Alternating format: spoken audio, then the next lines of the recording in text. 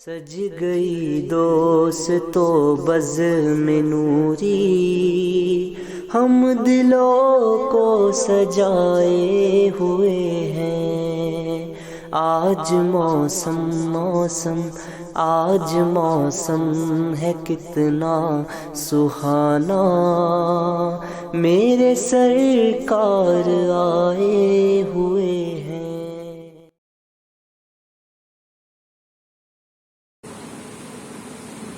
بالخصوص ہندوستان کے اندر فی زمانہ مسلمانوں کے حالات بہت تشویشناک ہے۔ لوگ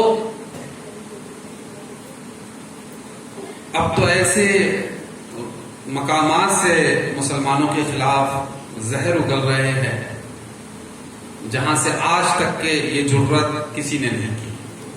کل کی ہی نیوز ہے، شاید آپ لوگ نیوز سے کتنا شغف رکھتے ہیں اور سیاست سے کتنا شغف رکھتے ہیں میں نہیں جانتا، لیکن کل جو پارلیمنٹ میں ہوا شاید وہ جن کو معلوم ہو۔ حالات بہت زیادہ تشویشناک ہے، اس سے انکار نہیں ہے۔ ایک مرتبہ اسی گفتگو استاد محترم کے ساتھ ہو رہی تھی تو بڑی پیاری بات انہوں نے، میرے استاد محترم نے فرمائی کہ ایک حدیث مبارکہ ہے جس میں ایک اونٹ جو تھا وہ بارگاہ رسالت میں حاضر ہوا تھا اور اپنے مالک کی شکایت اس نے کی تھی، اور جب رسول اللہ نے اس کی فریاد رسی کر دی تو اس نے 4 دعائیں کی تھی، جس میں چوتھی دعا یہ تھی کہ اللہ تم آپ کی امت کو آپسی خون ریزی سے محفوظ کر دے۔ تو اس کی دعا نہیں مانگی تھی رسول اللہ نے، آمین نہیں کہا تھا، اس پر رب نے روک دیا۔ لیکن اس کی تیسری دعا جو تھی میں اس پہ زور دوں گا۔ کبھی جانور کس انداز میں بارگاہ رسالت میں حاضر ہوتے تھے، کبھی آؤں گا تو اس پر ایک مستقل موضوع ہم رکھیں گے۔ تو اس میں تیسری دعا جو تھی وہ یہ تھی کہ یا اللہ اے پیارے رسول اللہ صلی اللہ علیہ وسلم، کبھی اللہ آپ کی امت پر اغیار کو غالب نہیں ہونے دے گا۔ سمجھ میں؟ یعنی وہ وقتی طور پر پریشان تو ہمیں کر سکتے لیکن ہم پہ غالب نہیں۔ تو اس پر حضرت نے کہا کہ یہ حدیث جب ہم پڑھتے ہیں، امام اہل سنت نے سے علمان والاولیاء کتاب ہے اس میں نقل فرمایا ہے۔ تو جب اللہ کے نبی نے اس دعا پہ آمین کہا ہے تو یقین جانو وقتی طور پر تو وہ ہمیں ستا سکتے ہیں لیکن ہم پہ غالب نہیں آ سکتے۔ یہ ہمارا ایمان ہونا بھی چاہیے۔ اور پریشانی جو دنیاوی اعتبار سے ہے، گھر کے حالات ٹھیک نہیں، معاش کی پریشانی ہے، کام کاروبار کی پریشانیاں ہیں، آج کل شادی ہو بڑی منتوں سے نوجوان کرتے ہیں، پھر شادی کے بعد کی اپنی پریشانیاں ہیں، جھگڑے فساد ہیں گھروں کے، اس کے علاوہ بھی مختلف پریشانیاں ہیں۔ لیکن یاد رکھیے جب بھی پریشانی آپ کے قریب آئے یا قریب سے گزرے تو غم نہیں کھانا۔ یہ شعر امام احمد رضا کا بطور وظیفہ استعمال کرتے ہیں، فرماتے غم زدوں کو رضا مزدہ دیجیے کہ ہے بے کسوں کا سہارا ہمارا۔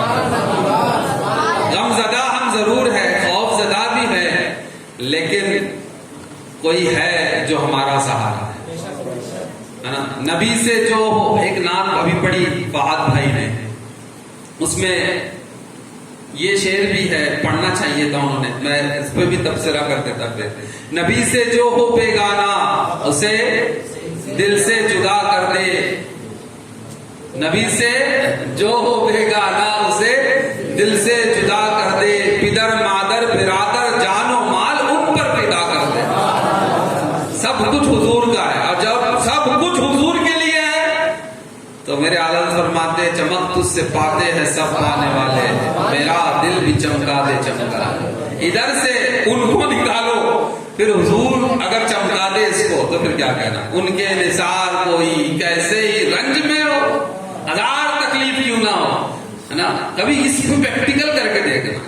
لوگ بڑے بڑے آج کل ٹنڈل شاہ منڈل شاہ تصوف کے اوپر کام کرتے ہیں۔ میں نے بارہا کہا کبھی تنہائی میں جب غم ہو، تکلیف ہو، پریشانی ہو تو پھر حضور کو یاد کرنا، اور پھر اگر 2 ندامت کے آنسو نکل جائے تو پھر رشک کرنا اپنی آنکھوں پر بھی اور اپنے وجود پر بھی کہ کیوں ان کے نثار کوئی کیسے ہی رنج میں ہو، جب یاد بھول آتی ہے.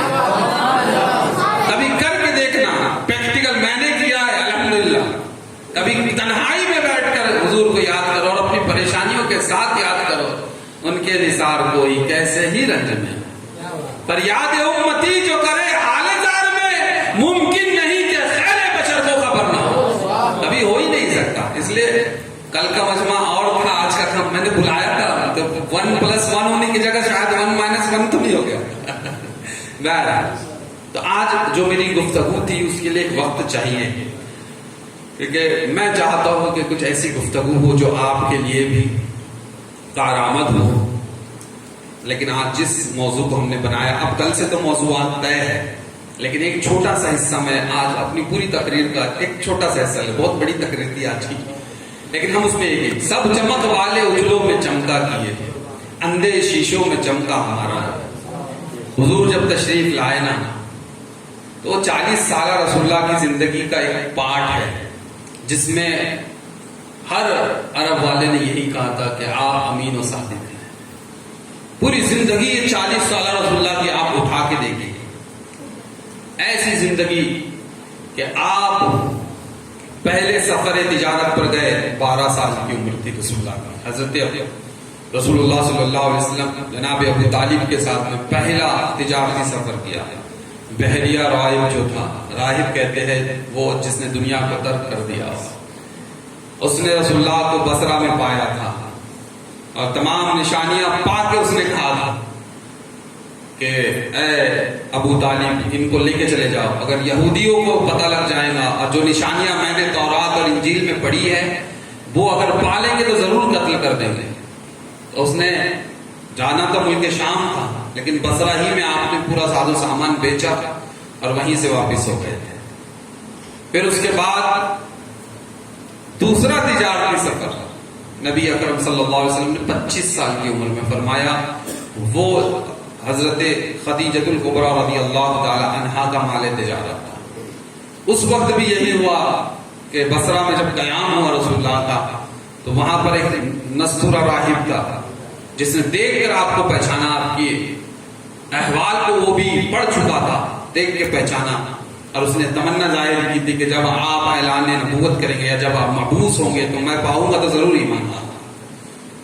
بہرحال یہ 2 تجارتی سفر فرما ہے رسول اللہ کی اس 40 سالہ اعلان نبوت کی پہلی زندگی میں. یہ 2 تجارتی سفر ہے. اس کے بعد میں نبی اکرم صلی اللہ علیہ وسلم 35 سال کے تھے, تجارت ہو گئی نا, اب فیصلے بھی دیکھو رسول اللہ کے. 35 سال کی عمر مبارکہ تھی حضور کی جب کعبے کی دوبارہ تعمیر کا مسئلہ آیا. جو لوگ حج یا عمرہ کے لیے گئے ہو دیکھے ہوں گے کہ کعبہ بیچ میں ہے اور چاروں طرف پہاڑیوں کا ایک سلسلہ ہے. تو جب کبھی پانی آتا تھا پہلے تو پہاڑوں سے جب وہ تیز دھار کے ساتھ آتا تو کعبے میں نہ چھت تھی اور دروازہ جو ابھی آدمی کی قد سے بھی اوپر کی طرف ہے وہ پہلے نیچے تھا. تو ایک دن بہت تیز لہر آئی جس کی وجہ سے جو ہے کعبے کی دیوار میں شگاف پڑ گیا, درار پڑ گئی. تو قریش نے یہ فیصلہ کیا کہ ہم اس دوبارہ تعمیر کریں گے. اس کے لیے آپس میں رسہ کشی شروع ہو گئی. تو 2 لوگوں کا نام اہمیت کے ساتھ اس میں آتا ہے. ایک نام ابو وہاب خزیمی کا تھا, مخزومی, ابو وہاب مخزومی کا ہے. انہوں نے یہ مشورہ دیا کہ تمام قبائل کے لوگ جو ہے چاروں طرف کی دیواروں کو بانٹ لے آپس میں اور رزق حلال جو تم کمایا ہے تم نے اس سے ہی کعبے کی تعمیر کرے. اور یہ ہوتا بھی رہا, لیکن رزق حلال کی جب بات آئی تو پیسہ کم پڑ گیا. تو اس کی وجہ سے جو حتیم کا ایریا ہے, ایک ہاف سرکل آپ کو دکھے گا جب آپ طواف کر رہے ہوں گے. حجر اسود سے جب شروع کریں گے تو مقام ابراہیم سے جب آگے بڑھیں گے تو پھر حتیم کا ایک حصہ ہے, وہ پہلے کعبے کے اندر تھا لیکن ان کے پاس پیسہ شارٹ پڑ گیا جس کی وجہ سے انہوں نے ایک دائرہ نما بنا دی کہ اس کو چھوڑ دیا, لیکن وہ کعبے کے اندر ہی کا حصہ ہے. تو جو لوگ نہیں جا پاتے ہیں کعبے کے اندر تو وہ اگر وہاں جا کر حتیم کے اندر جا کر نماز پڑھ لے تو وہ ایسا ہی ہے جیسے کعبے کے اندر نماز پڑھی. اور اس کی بھی کچھ وجہ ہے. دیکھیے اللہ بڑا کریم ہے نا, اس کی ایک وجہ میں بتا دیتا ہوں. پہلے دروازہ نیچے تھا, قریش نے اپنی اس وقت کے قریش نے اپنی مونوپلی چلانے کے لیے دروازے کو تھوڑا اوپر کر دیا تاکہ جس کو چاہے اندر آنے دیں گے اور جس کو چاہیں گے روک دیں گے، اس وجہ سے کیا. لیکن ان کے مال کو اللہ نے شارٹ کر دیا تو حتیم کا حصہ چھوٹ گیا. جب حتیم کا چھوٹا تو آج بھی کعبے کے اندر کوئی بھی پھر اس حصے میں جا کر نماز پڑھ سکتا ہے. لیکن اس میں جب حجر اسود جو ہے اس کو نصب کرنے کا جب معاملہ اور ریکنسٹرکشن ہو رہا ہے تو حجر اسود کو نکال کر الگ رکھا گیا تھا. لیکن جب اس کو حجر اسود کو نصب کرنے کا مسئلہ آیا تو اس میں اب اختلاف ہوا. لوگ رسہ کشی نہیں بلکہ تلوار تک نکل گئی اور لوگوں نے قسم کھائی کہ ہم ہی اس کو نصب کریں گے چاہے ہمیں جان کیوں نہ دینا پڑے. مرنے اور مارنے پر آمادہ ہو گئے. اس وقت ابو امیہ بن خزیمی، ابو امیہ بن مغیرہ مخزومی نے ایک فیصلہ کیا. یہ بڑا بردبار آدمی تھا. یہ ام سلمہ کے والد ہے جو رسول اللہ صلی اللہ علیہ وسلم کی اہلیات میں سے ہے، زوجہ میں سے ہے. ان کے والد تھے، یہ عمر رسیدہ بھی تھے. تو انہوں نے یہ فیصلہ سنایا کہ ایک کام کرتے ہیں، کل جو کعبے میں سب سے پہلے داخل ہوگا پتھر وہی رکھے گا. ہم اس کا مشورہ سنیں گے، وہ کیا مشورہ دیتا ہے اس پہ فیصلہ کیا جائے گا، اسے حکم بنایا جائے گا. ہوا یہ خدا کی قدرت یہ کہ صبح سب سے پہلے فجر کے بعد اگر کوئی کعبۃ اللہ میں داخل ہوا تو رسول اللہ کی ذات تھی. لوگوں نے جیسے ہی رسول اللہ کو سب سے پہلے آتے ہوئے دیکھا تو کہا یہ تو امین و صادق ہے، ان کا فیصلہ ہمیں منظور ہے. فوراً اس بات پر تو پھر رسول اللہ کا فیصلہ دیکھیے. رسول اللہ نے نہیں کہا کسی جانبدار بن کر کسی ایک کے فیصلے میں نہیں دے دیا کہ چلو تم رب دو نہ، حالانکہ اس فیصلہ سب کو منظور ہوتا تھا. رسول اللہ جس کے حق میں فیصلہ دے دیتے، جس قبیلے کے حق میں وہ چاہتا نصب کر دیتا. لیکن رسول اللہ کا فیصلہ کسی کا دل نہیں توڑا. رسول اللہ نے فرمایا چادر بچھائی جائے، اس کے اوپر حجر اسود کو رکھ دیا جائے، پھر تمام کونوں کو جو ہے قبائل والے پکڑ لے اور اٹھا کر وہاں تک لے کے جائے. تو اس طرح سب شامل ہو جائے. جب وہ حجر اسود جہاں نصب کرنا ہے وہاں تک لا لیا گیا تو کہا کہ اب تم سب مجھے اپنا وکیل بنا لے، تم سب مجھے اپنا وکیل بنا لے. کہ وکیل کا فعل جو ہوتا ہے وہ موکل ہی کا فعل ہوتا ہے. ٹھیک ہے، تو تم سب مجھے اپنا وکیل بنا لے، تو اب میں رکھوں گا تو سبھی کا رکھنا کہلائے گا. رسول اللہ نے اپنے دست اقدس سے حجر اسود کو اس کی جگہ پہ نصب کروا دیا. یہ رسول اللہ کا فیصلہ ہے، یہ بردباری ہے، علم ہے رسول اللہ صلی اللہ علیہ وسلم. یہ واقعہ پیش آیا 35 سال کے تھے. اب معاملہ آتا ہے اعلان نبوت کا، اور جو شعر میں نے اعلیٰ حضرت کا منتخب ہے، سب چمک والے اجلوں میں چمکاتی ہے. آپ اس دور کو دیکھیں جس دور پہ رسول اللہ صلی اللہ علیہ وسلم نے اعلان نبوت فرمائی. عرب کے بلکہ پوری دنیا کے حالات کیا تھے اور کن مصیبتوں سے رسول اللہ صلی اللہ علیہ وسلم نے اس دین کی نشر و اشاعت فرمائی ہے، اس کو سمجھیے. حضور کی قربانیوں کو تھوڑا سمجھیے، حضور کے اصحاب کی قربانیوں کو سمجھیے. اس دور کے اندر سب سے بڑی ایک چیز یہ تھی کہ بت پرستی عام تھی. بت پرستی عام تھی. حضرت ابراہیم نے اپنے بیٹے حضرت اسماعیل کے ساتھ میں کعبے کی تعمیر کی، لیکن چند ہی پشت گزرے تھے کہ ایک شخص ہے، اس نے اس وقت کے متولی کو ہٹایا اور خود قابض ہو گیا کعبے کی متولیت پر قابض ہو گیا. اس کا نام عمرو بن لوہی تھا، اور یہی عرب کے اندر بت پرستی کا آغاز کرنے والا ہے. اصل میں اسے ایک بیماری ہو گئی تھی تو لوگوں نے ایک مشورہ دیا کہ شام جاؤ، شام میں ایک مقام ہے وہاں جاؤ، وہاں ایک گرم پانی کا چشمہ ہے، تو اگر تم اس میں نہا لو گے تو شفا یاب ہو جاؤ گے، تمہاری طبیعت ٹھیک ہو جائے گی. اس نے کہا ٹھیک ہے، وہ گیا، اس میں نہایا، اتفاق سے وہ ٹھیک ہو گیا. تو وہیں اس نے لوگوں کو دیکھا کہ لوگ بتوں کی پوجا کرتے ہوئے، اس نے وہیں لوگوں کو دیکھا. تو انہوں نے پوچھا کہ تم یہ کیا کر رہے ہو؟ کہا کہ یہ ہمارے معبود ہے، بارش نہیں ہوتی تو ہم اس سے مدد چاہتے ہیں، کوئی ہمارے حاجت آتی ہے اس سے مدد چاہتے ہیں. اس کو لگا یہ کانسیپٹ بڑا اچھا ہے، تو وہاں سے وہ بت لے کر آیا کعبے کے اندر. اس نے نصب کی الگ الگ علاقوں میں، اور وہاں سے بت پرستی کا ایک نیا سلسلہ شروع ہوا. کعبے کے اندر 360 بت ہے. اس کے اندر قریش جس بت کو سب سے زیادہ پوچھتے تھے، جو بڑا بت تھا ان کا، اس کا نام تھا ہبل۔ یہ ہبل کے تعلق سے ایک بات اور بتا دوں، یہ سرخ عقیق کا بنا ہوا تھا، لال عقیق جو ہوتا ہے نا، عقیق کا پتھر ہوتا ہے، لال پتھر سے بنا ہوا تھا پورا، اور اس کا ایک ہاتھ ٹوٹا ہوا تھا۔ جب اسے لایا گیا تو اس کا ایک ہاتھ ٹوٹا ہوا تھا، تو قریش نے اس کا دوسرا ہاتھ بنایا تھا سونے کا، یعنی ایک ہاتھ پورا وہ پتھر کا تھا، سرخ عقیق کا، لیکن ایک ہاتھ جو اس کا ٹوٹا ہوا ملا تھا ان کو اس وقت، جس وقت تو اس کو انہوں نے سونے کا بنایا تھا۔ اس کے علاوہ لات، عزا، منات، یہ سارے بت وہیں موجود تھے۔ بت پرستی کا ایک دور تھا۔ بت پرستی آپ ہندوستان کا بھی جائزہ لیں، یہاں تک 33 کروڑ ہے، اس دور میں بھی تھے۔ بت پرستی کا ایک نیا معاملہ تھا۔ بت پرستی بڑی ضلالت اور گمراہی، بڑا اندھیرا، بڑی تاریکی، ہر طرف لوگ بتوں کو پوج رہے ہیں ایک خدا کو چھوڑ کر۔ اس کے علاوہ درختوں کی عبادت کی جا رہی ہے، اس کے علاوہ پتھروں کی عبادت کی جا رہی ہے، اس کے علاوہ مجوسیت بھی ہے جو آگ کی عبادت کر رہے ہیں، اس کے علاوہ لوگ سورج کو اپنا خدا مان رہے ہیں، لوگ چاند کو اپنا خدا مان رہے ہیں، ستاروں کو اپنا خدا مان رہے ہیں۔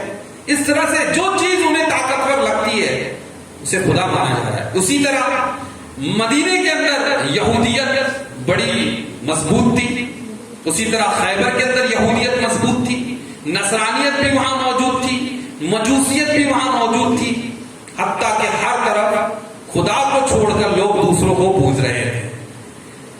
یہودیوں نے حضرت عزیر کو خدا کا بیٹا بنا رکھا تھا، عیسائیوں نے حضرت عیسیٰ کو خدا کا بیٹا بنا دیا تھا۔ تو اس طرح سے خدا کو چھوڑ کر سب کی عبادت ہو رہی ہے، مگر خدا کو چھوڑا جا رہا ہے۔ بدعمالیوں کا عالم یہ ہے کہ عورتیں کثرت سے رکھنا، 10 20 بیویاں لوگ رکھتے تھے اس زمانے کے اندر، بلکہ 2 سگی بہنوں کو ایک ساتھ نکاح میں لانے کا رواج عام تھا۔ 2 سگی بہنوں کے ساتھ ہماری شریعت میں نکاح حرام ہے، لیکن اس وقت رکھتے تھے۔ سوتیلی ماں سے بھی نکاح ان کے نزدیک جائز ہوتا، بلکہ اگر باپ مر جاتا تو سوتیلی ماں جو ہوتی تھی وہ ان کی میراث میں آتی تھی، وراثت کے طور پر تقسیم ہوتی تھی بچوں کے اندر۔ یہ ظلم کی انتہا تھی، یعنی عورتوں کو کوئی مقام اور کوئی مرتبہ حاصل نہیں تھی۔ یہ وہی دور ہے کہ جب بچیوں کو دفنا دیا جاتا تھا، بچیاں آڑ سمجھی جاتی تھی، اتنے پتھر دل لوگ تھے کہ بچیوں کو زندہ دفن کر دیا کرتے تھے۔ ان کی چیخیں، ان کا چلانا ان کے اوپر کوئی اثر نہیں کرتا تھا۔ اتنے سکی یعنی مضبوط دل، سخت دل تھے، پتھر دل تھے کہ ان کو بچوں کو قتل کرنے میں بھی کوئی پریشانی نہیں تھی۔ جنگ و جدال کے اندر وہ لوگوں کو زندہ جلا دیا کرتے تھے۔ ہماری شریعت میں حرام ہے کسی کو جلا کے مارنا، سمجھ میں آیا؟ اس لیے جانور کو بھی پکڑو تو کبھی اسے جلا کے نہیں مارنا چاہیے، سمجھ میں آیا؟ اس لیے وہ جو مچھر والی بیٹ آتی ہے نا جس میں کرنٹ سے مچھر مر جاتا ہے، ہمارے بہت سارے علماء کرام فرماتے ہو جائز نہیں ہے، لیکن عام طور پہ لوگ اس کو استعمال کرتے۔ بہرحال اسی طرح زنا عام تھا، نکاح بھی 4 قسم سے۔ یہ نالج شاید آپ نے نہیں سنی ہوگی جو میں بتا رہا ہوں، اس لیے تھوڑا سا مجھے معلوم ہے کہ آپ کو بھی شاید جوشی تکلیف چاہیے، لیکن یہ سمجھ لے بات، اس زمانے میں 4 قسم سے نکاح ہوتے تھے۔ ایک وہ نکاح جو مروت ابھی ہمارے سے ہے، اللہ کے رسول نے اس کو برقرار رکھا، 3 کو فاسق کر دیا، لیکن وہ 3 نکاح بھی آپ سنیں گے تو وہ سوائے آپ کو سمجھ میں آ جائے گا زنا کے سوا کچھ نہیں ہے۔ اس میں ایک طریقہ کار یہ تھا کہ آدمی مخصوص ایام گزر جانے کے بعد عورتوں کو دوسرے مرد کے پاس بھیجتا تھا اور کہتا تھا تو بچے پیدا اس سے کر۔ اللہ، یہ نکاح ایک جائز طریقہ تھا یہ اس زمانے میں۔ اس کے علاوہ اگلا تو اس سے بیان آنا کہ ایک عورت پر یا کے بعد دیگرے 10 مرد سے گزارا جاتا اس عورت پر، پھر اس کے بعد حمل ٹھہرتا تو وہ عورت 10 کو بلاتی اور جس کی طرف اشارہ کرتی کہ یہ بچہ تیرا ہے تو اسے قبول کرنا پڑتا، ہاں میرا ہے۔ اب نمبر 14 اس سے بھی بیان ہے کہ ایک عورت جو زانیہ ہوتی اس دور کی، وہ اپنے گھر پہ جھنڈا لگا دیتی تو لوگ سمجھ جاتے ہیں اب یہ زنا کی اجازت دے رہی ہے۔ کئی لوگ گزرتے، وہ سب کا حساب رکھتی کون کون آیا ہے، 10 نہیں کئی، وہ سب کا حساب رکھتی۔ جب بچہ پیدا ہو جاتا تو ایک کاہفہ کو بلایا جاتا، کاہفہ وہ جو جسمانی شکل و شباہت کو دیکھ کر فیصلہ کرتا ہے یہ فلاں کا بچہ ہے۔ سلام کو بلایا جاتا، وہ دیکھتا، مشاہدہ کرتا اور کہتا کہ یہ بچہ جو ہے فلاں کا ہے، جس کی طرف وہ اشارہ کر دیتا وہ بچہ اس کا ہے۔ اللہ کے نبی نے ان تمام چیزوں کو کے اوپر بین لگایا، کہا کہ نہیں، نکاح وہی ہے کہ جو مابین دونوں خاندان کی رضامندی کے ساتھ میں، لڑکی اور لڑکے کی رضامندی کے ساتھ، ایجاب و قبول کے ساتھ، مہر کے ساتھ، گواہوں کی موجودگی میں ہو جائے، اس کا نام نکاح ہے. سمجھے؟ یہ کتنا پاکیزہ ہے. لیکن اس دور میں اندھا قانون ہے، ایک اندھیرا ہے، ایک ضلالت پھیلی ہوئی ہے کہ زنا عام ہے. زنا کو بھی شادی کا نام دیا جا رہا ہے. اس کے علاوہ قمار بازی، شرط لگانا، آج بھی لگاتے ہیں لوگ. اب تو زمانے نے مختلف قسم کے جوا کے اڈے کھول رکھے ہیں، زنا کے بھی اڈے مختلف قسم کے کھول رکھے ہیں. آج اویو کا نظام جو مغرب نے پڑوس کے دیا تمہیں، لو اویو ہوٹلوں کا جو نظام ہے، یہ خالص زنا کے اڈے بنا دیے گئے کہ جاؤ ہوٹل بک کرو، زنا کرو، واپس آ جاؤ، کوئی روک اور کوئی ٹوک نہیں. بتائیے وہ دور جس دور سے رسول اللہ نے ہمیں نکالا ہے، آج دنیا اسی دور میں ہمیں پھنسانا چاہتی ہے.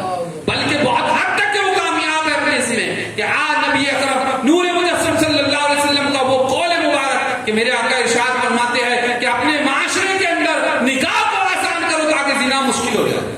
لیکن ہم نے کیا کیا؟ ہم نے الٹا کر دیا. نکاح مشکل ہے، نکاح مشکل ہو گیا اور زنا آسان ہو گیا کہ چند روپیہ خرچ کر کے لوگ زنا کے اوپر پڑے ہوئے. زنا اور قمار بازی کی بات کرو، شرط لگانا، آج ہر لیگل طریقے سے جوا کو پروموٹ کیا جا رہا ہے نا، جنگلی رمی کے نام پر، اور نہ جانے کون سی رمی کے نام پر 1 روپیہ 2 روپیہ تو لت لگائی جا رہی ہے اور بڑے بڑے لوگوں کو پھنسایا جا رہا ہے. کرکٹ کے نام پہ سٹے کے ذریعے سے لوگوں کو پھنسایا جا رہا ہے اور بربادی کے دہانے. شراب نوشی اس دور میں عام تھی. عربوں کا حال یہ تھا کہ انگور اور کھجور سے بننے والی شرابیں وہاں میسر ہوتی تھی، لیکن وہ ان کو پسند نہیں آتی تھی، تو وہ شام سے، فلسطین سے اور بصرہ سے جو ہے شرابیں منگایا کرتے تھے. اتنی شراب کیا تھی.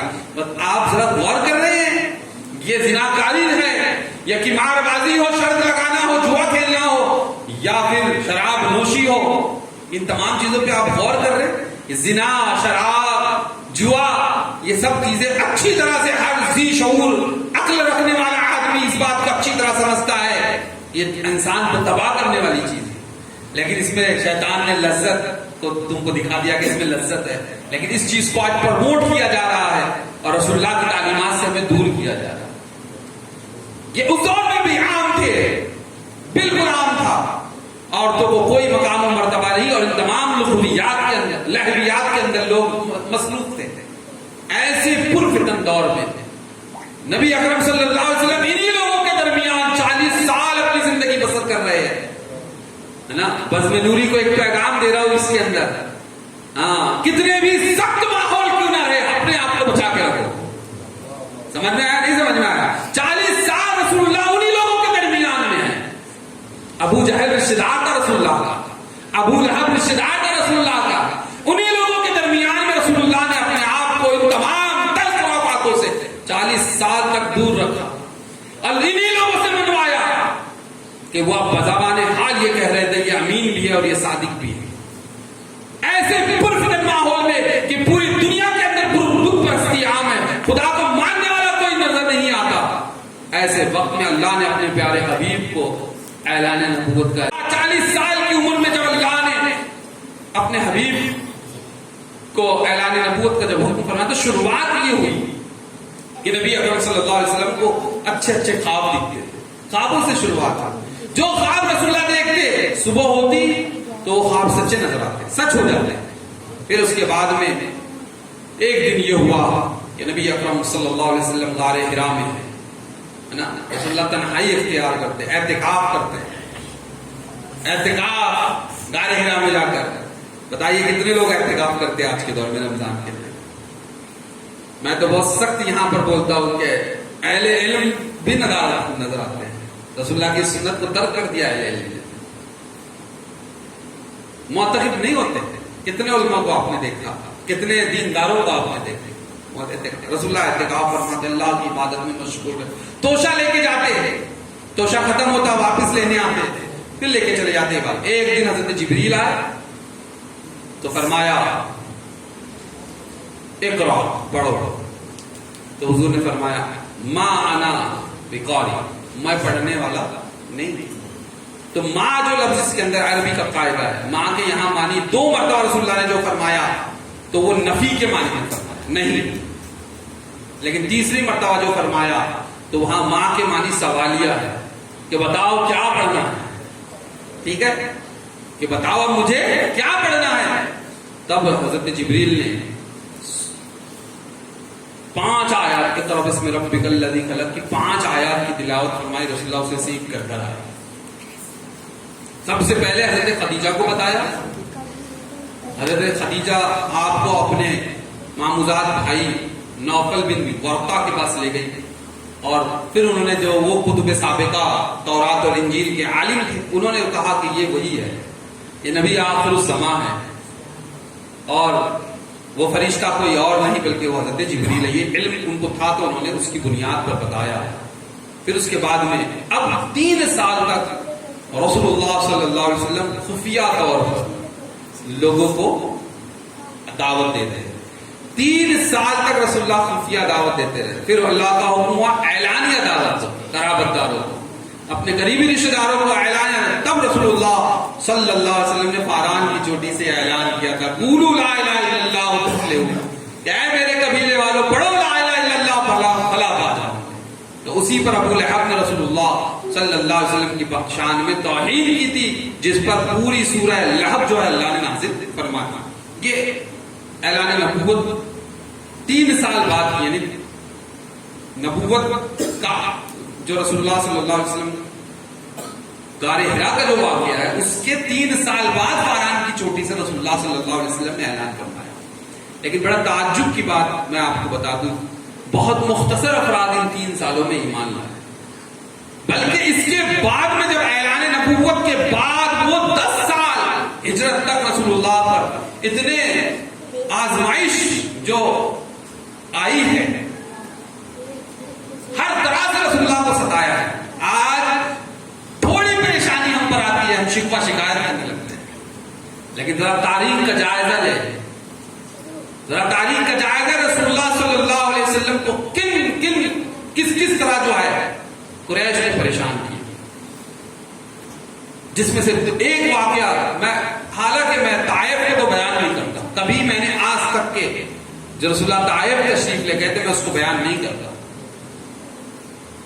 لیکن ایک واقعہ 2 واقعہ آپ سماعت کریں کہ ایک مرتبہ رسول اللہ کعبے میں نماز پڑھ رہے, ابو جہل نے ایک شخص کو ترغیب دلائی تو اس نے ایک اونٹ ذبح کیا تھا, تو اس کی جو اوجڑی ہوتی ہے نا, میدا اسٹمک جو ہوتا ہے اوجڑی, اس کو اٹھایا رسول اللہ کے دونوں شانوں کے درمیان رکھ دیا, پیٹھ پر.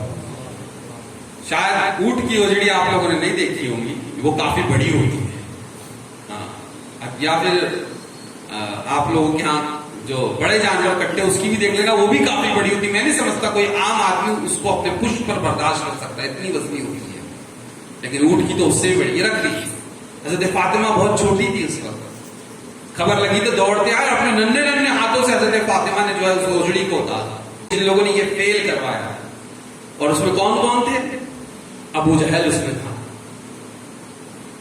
عتبہ تھا, شیبہ تھا, امیہ بن خلف کا اور ایک آدمی تھا. 5 لوگ تھے. حضرت عبداللہ ابن مسعود رضی اللہ تعالیٰ عنہ یہ اولین مومنین میں سے ہے جنہوں نے ایمان لایا. عبداللہ ابن مسعود رضی اللہ تعالیٰ یہ فرماتے ہیں کہ میں نے بدر کے اندر ان 5 کو جو ہے مقتولین میں پایا, یعنی جو مارے گئے تھے کفار ان میں یہ 5 بھی شامل تھے. یہاں تک کہ فرماتے ہیں کہ یہ جو 4 تھے تو ہلکے پھلکے تھے, ان کو ڈال دیا گیا کنویں میں, لیکن امیہ بن خلف جو تھا موٹا تھا, تھوڑا موٹا تازہ تھا, تو اس کو جب گھسیٹا جانے لگا تو وہ کنویں تک بھی نہ پہنچا, اس کے بدن کے ٹکڑے ہو کر بکھر گئے. اللہ نے ایسا عذاب ان پہ نازل کر دیا. ایک مرتبہ ابو جہل اس ارادے سے بنا بڑا کہ بڑا سا پتھر لے کر وہ ابو جہل رسول اللہ کی طرف بڑھتا ہے, جیسے ہی قریب ہوتا ہے تو الٹے ہی پاؤں پھرتا ہے اور بھاگتا ہوا آتا ہے. لوگ کہتے ہیں ابو جہل کیا ہوا, ارادہ تو کچھ اور لے کے گئے تھے, کیسے واپس ہو گئے؟ کہا کہ جب میں قریب گیا تو میں نے دیکھا ایک بہت بڑا اونٹ ہے جو منہ پھاڑے میری طرف آ رہا ہے, اس کے بڑے بڑے دانت ہیں کہ اگر مجھے اس نے پکڑ لیا اور مجھے ایسے لگا کہ یہ مجھے کھا ہی ڈالے گا تو میں الٹا بھاگ آیا. نبی اکرم صلی اللہ علیہ وسلم نے فرمایا وہ جبرائیل تھے کہ اگر اور قریب آتا تو ضرور اسے آج ہی موت کے گھاٹ پڑا. اللہ نے اپنے حبیب کی حفاظت کس طرح کی. لیکن وہ 10 اعلان نبوت کا 10واں سال نبی اکرم صلی اللہ علیہ وسلم کی عمر مبارک 50 سال کی ہے. یہ عام الحزن رسول اللہ نے اس سال کو کہا غموں کا سال. اس سال رسول اللہ کی پیاری زوجہ 25 سالہ میرج لائف تھی رسول اللہ کی. 25 سال کی عمر میں شادی ہوئی رسول اللہ کی حضرت خدیجہ الکبریٰ سے, اور آپ 50 سال کے جب تھے جب حضرت خدیجہ الکبریٰ کی وفات ہوئی. اور اسی سال چند ہی مہینے کے گیپ کے اندر جو ہے آپ کے چچا جناب ابو طالب کا بھی وصال ہوا. اسی لیے رسول اللہ نے کہا کہ غموں کا سال ہے. عام الحزن سے کہا غم کا سال. اب یہ ایک غم کا سال رسول اللہ نے خود فرمایا. اور اسی کے بعد میں رسول اللہ طائف گئے تھے جہاں پر اوباشوں نے آپ کے اوپر ایسی سنگساری کی تھی کہ رسول اللہ سر سے لے کر پاؤں تک لہو لہو. اس کو تو ہم بیان, میرا دل تو کبھی نہیں کرتا کہ میں اس کو بیان کروں, کیونکہ ہماری زبانیں کانپتی ہے. وہ اتنا شدید وقت گزرا ہے کہ جس کو بیان کرنا ہم جیسوں کے بس کی بات نہیں. اسی کے بعد میں یہ واقعہ ہوا ہے طائف کا, اور اس کے بعد میں یہ اعلان نبوت کا 11واں سال تھا. کتنا سال؟ 11واں سال کا. رسول اللہ نے جب ان تمام چیزیں ہو گئی کہ مشرکان مکہ ہر قسم سے اپنی چیرگشیاں کر رہے ہیں, ہر طرف سے پریشانیاں لوگوں کے لیے پیدا کر, رسول اللہ کے لیے بھی اور صحابہ کے لیے بھی. بالخصوص وہ صحابہ جن کا کوئی یار و مددگار مکے میں نہیں تھا, جو کسی قبیلے سے تعلق نہیں رکھتے تھے. یہاں تو قبائل کی وجہ سے بچتے تھے معاملہ, لیکن آپ تاریخ اٹھا کے نہیں کیجیے. اسی دین کی خاطر, جس دین کو آج ہم نے جس کا یہ برا حال کر رکھا ہے. حضرت ابوبکر صدیق رضی اللہ تعالیٰ پہ وہ دن بھی گزرا کہ جب آپ لوگوں کو دین کی دعوت دے رہے تھے تو مشرکان مکہ نے آپ کے چہرے پر اتنے چاٹے مارے کہ آپ کے گال اور ناک کا فرق جاتا, یعنی سجن کی وجہ سے گال اتنے سوج گئے کہ ناک اور گال کا فرق سمجھ میں آیا. گال اتنے سوج گئے کہ ناک کے برابر ہو. جب حضرت عمر فاروق رضی اللہ تعالیٰ نے ایمان لے آیا, کیا آپ کو مارا نہیں؟ کتنا مارا آپ کو؟ آپ کے رشتہ داروں نے مارا, اہل مکہ نے مارا. کیا حضرت بلال کی تاریخ آپ نے نہیں سنی؟ کتنا ظلم اس کا حضرت بلال پہ کیا گیا. کیا حضرت عثمان کی تاریخ آپ نے نہیں پڑھی؟ کتنا ظلم کیا گیا. اور دیگر صحابہ جن کو تپتی ہوئی زمین پر لٹایا جاتا, اوپر سے پتھر کی سر ان کے سینے پہ رکھی جاتی تاکہ وہ کروٹ بھی نہ لے سکے, یعنی اوپر سے بھی چل رہے ہیں, نیچے تپتی ہوئی زمین سے بھی چل رہے ہیں. اس طرح سے ظلم و ستم کی ایک انتہا تھی. لیکن ایسے ماحول میں پھر ایک دن یہ ہوا کہ اللہ جل شانہ نے کیا کیا. قرآن کہتا ہے سبحان الذی اسری بعبدہ لیلا من المسجد الحرام الی المسجد الاقصی. یہی وجہ تھی, اسباب معراج کے یہی تھے کہ رسول اللہ بہت زیادہ رب کی یاد میں مشغول تھے اور مختلف قسم کی چیراگشتیاں لوگ کر رہے تھے. تو اللہ نے کہا ہے محبوب آؤ اب سیر کراتے ہیں. معلوم ہے جب آدمی بہت زیادہ ڈسٹرب ہو جاتا ہے یا کام سے بہت زیادہ تھک آ جاتا ہے تو پھر وہ کیا چاہتا ہے, وہ چاہتا ہے چھٹی ہو گئی گھوم پھر کے ہم آتے. یہ ساری فطرت ہے کہ نہیں؟ لیکن اللہ رب العزت اپنے حبیب سے کیسی محبت فرماتا ہے کہ اے محبوب آؤ. کسی ہل اسٹیشن پہ نہیں بلایا ہے, کسی شاد و شاداب جگہ پہ حضور کو نہیں سیر کرائی. سیر کہاں کی کرائی؟ ہم سیر کرنے جاتے کہاں جائیں؟ کلو منالی, کھنڈالا, آپ یہاں سے قریب ہے پچمڑی, اور کیا ہے کامیا, یہیں آتے نا لوگ. لیکن اللہ نے اپنے حبیب کو سیر کرائی. کہاں کی؟ کہاں کی؟ مسجد حرام سے مسجد اقصی پھر آسمانوں کی. وہی لامقا کے مقی ہوئے, سر عرض تخت نشین ہوئے. یہ نبی ہے, ان کی ہے یہ مقام, خدا ہے جس کا مقام. معراج عطا فرمائی اللہ نے, نبوت کا 11واں سال ہے, اور ایسی سیر کرائی. اے محبوب آپ دیکھ لے, تیرے امتیوں کو مارا جا رہا ہے, تیرے اصحاب کو مارا جا رہا ہے, دیکھ ان کے لیے میں نے جنت بنا رکھی ہے, اور جنت کی نعمتیں دکھائی ہے محبوب تیرے اصحاب کے لیے ہے. سب کے محل دکھائے گئے. حضرت بلال کی آرٹ سنی تھی رسول اللہ نے, اسی رات میں سنی تھی, ہے نا, سب دکھایا گیا. دیکھ اور محبوب دیکھ جو آج تجھے ستا رہے ہیں اور جو تجھ پہ ایمان نہیں لائے گے ان کے لیے جہنم بھی بنا رکھی ہے. اس کو بھی دیکھ لے. ایسا جگہ کہ معلوم رہا یہ فرشتے بنائے ہیں. لیکن جو نہ بھولا ہم غریبوں کو رضا, یاد اس کی اپنی عادت کی. علماء فرماتے ہیں یہاں پر ایک نقطہ معراج کا میں نے دعا تھا. وہ تو معراج کے وقت میں آپ تقریریں سنتے ہیں، لیکن علماء نے بڑی پیاری بات ہے. حضرت ایک نبی ہے جو آسمانوں میں گئے، جنت گئے، واپس نہیں آیا. کیا نام ہے؟ حضرت ادریس علیہ السلام. ٹھیک ہے، جنت گئے، آسمانوں میں رہ گئے. دو نبی آسمانوں میں ہیں. ایک اور کون سے نبی؟ حضرت عیسیٰ ہے، وہ بھی واپس آئے. لیکن حضرت ادریس علیہ السلام جنت میں گئے، واپس نہیں آئے. علماء فرماتے ہیں حضور کا معراج پہ جانا کمال ہے، اسی طرح اس سے بڑا کمال یہ ہے کہ حضور ہم گناہگاروں کے لیے واپس بھی آ گئے. سمجھنا ہے؟ ہم گناہگاروں کے لیے جنت بھی دیکھ لی، سب کچھ مشاہدہ کرنے کے باوجود، اپنے پیارے رب کا دیدار کرنے کے باوجود بھی حضور ہمارے لیے واپس آ گئے. علماء نے یہ نقطہ اس میں فرمایا کہ جانا جتنا کمال کا ہے، آنا اس سے زیادہ کمال کا ہے. حضور واپس آ گئے ہمارے لیے. جو نہ بھولا ہم غریب ہو. کتنی بار سنا ہوگا آپ نے 50 وقت کی نمازیں دی تھی. کس کے لیے رسول اللہ بار بار آئے اور بار بار گئے؟ ہے نا. ایک راز تو وہ تھا کہ حضرت موسیٰ کو بار بار دیدار کرایا گیا، اس لیے کہ کبھی حضرت موسیٰ نے رب کے دیدار کی خواہش کی تھی تو رب نے فرمایا تو مجھے تو نہیں دیکھ سکتا، میرے محبوب کو دیکھ لے جو مجھے دیکھ کر آ رہا. کتنی بار سنا کہ 5 کس کے لیے گئے آئے؟ کس کے لیے آئے؟ ہمارے لیے نا. کہ 50 وقت کی نماز بہت گرا گزرے گی تو 5 کرا کے کس کے لیے آیا؟ ہمارے لیے.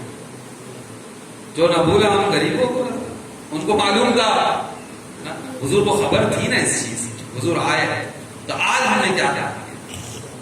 ہمارے اسلاف نے ابھی تو ہجرت ہوئی ہے، ہجرت کا بیان ہو گیا. اب کل سے اس کے بعد کے انشاءاللہ عزیز کوشش کریں گے کہ آپ کو تھوڑا سا بتائیں کہ ہم تو ذرا سی معمولات میں تھک ہار کے بیٹھ جاتے ہیں.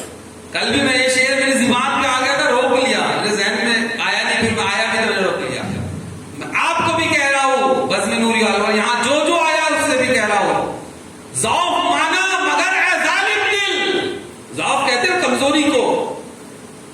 کام کی مجبوریاں ہیں، گھر کو چلانے کی مجبوریاں ہیں، وقت نہیں مل رہا. دیکھیے کم ہو گئے لوگ، ہوئے نہیں کم، کل سے کم ہے.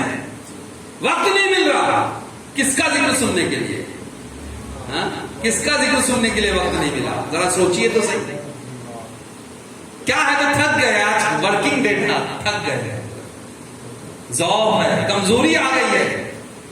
ذوق مانا مگر اے ظالم دل، ان کے راستے میں یوں تھکا نہ کرے. ان کے راستے میں جب حضور کی بات ہو رہی تو پھر تھکاوٹ کیسی؟